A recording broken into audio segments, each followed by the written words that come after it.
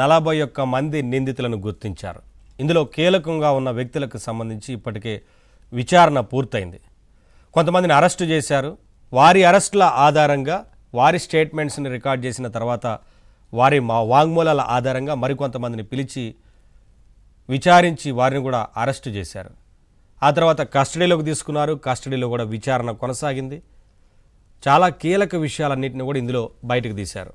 చాలా అక్రమాలు దాగున్నాయి ఈ స్కామ్లో. అంటే వేల కోట్ల రూపాయల స్కామ్ జరిగింది అనేది చాలా క్లియర్గా టెక్నికల్ ఎవిడెన్స్తో సహా గుర్తించినట్లు తెలుస్తూ ఉంది.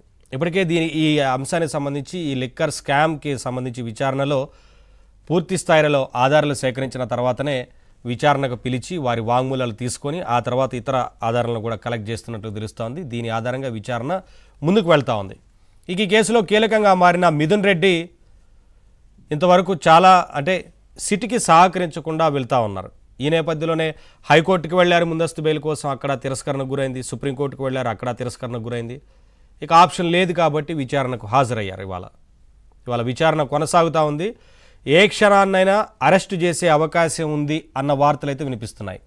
ఎందుకంటే ఇప్పటికే విచారణకు సహకరించలేదు అని చెబుతున్న నేపథ్యంలో ఇంకా చాలా కీలక విషయాలు రాబట్టాల్సి ఉన్న నేపథ్యంలో అరెస్టు చేసి కస్టడీలోకి తీసుకొని విచారించే అవకాశం అయితే కనిపిస్తూ ఉంది. ఈ నేపథ్యంలోనే మరి అరెస్టు జరుగుతుందా లేదా అనేది కొంత ఉత్కంఠగా మారింది. సాయంత్రం వరకు తెలిసే ఛాన్స్ ఉంటుంది. అరెస్టు చేస్తారా లేదా, అరెస్టు చూపించి ఆ తర్వాత మ్యాజిస్ట్రేట్ ముందు హాజరుపరుస్తారు అనేది కొంత ఉన్న సమాచారం.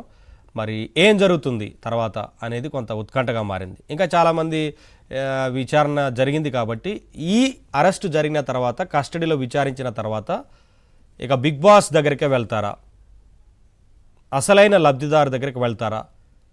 ఒకవైపున 300 పేజీలతో కూడిన ఛార్జ్ షీట్ని కూడా ప్రాథమిక ఛార్జ్ షీట్ని ఇప్పటికే ప్రిపేర్ చేసినట్లు తెలుస్తూ ఉంది. ఎవరెవరి పేర్లు ఉండబోతున్నాయి, ఈ కేసుకు సంబంధించి ఇప్పటివరకు జరిగిన పరిణామాల గురించి, డబ్బు తరలింపు గురించి, చేతులు మారిన విషయం గురించి, ఇతర రాష్ట్రాలకు తరలించి అక్కడ డెన్లను ఏర్పాటు చేసుకొని రహస్య ప్రదేశాల్లో డబ్బు దాచి ఉంచి అక్కడి నుంచి ఎలక్షన్ల టైంలో కరెక్ట్గా రాష్ట్రానికి తరలించి ఎన్నికల్లో ఖర్చు పెట్టారు అనేది కూడా గుర్తించినట్లు తెలుస్తూ ఉంది. సమాచారం, విశ్వసనీయ సమాచారం. ఎంపీ అభ్యర్థుల కోసం, ఎమ్మెల్యే అభ్యర్థుల కోసం ఆ డబ్బుని ఖర్చు చేశారు అన్న విశ్వసనీయ సమాచారం కనిపిస్తూ ఉంది.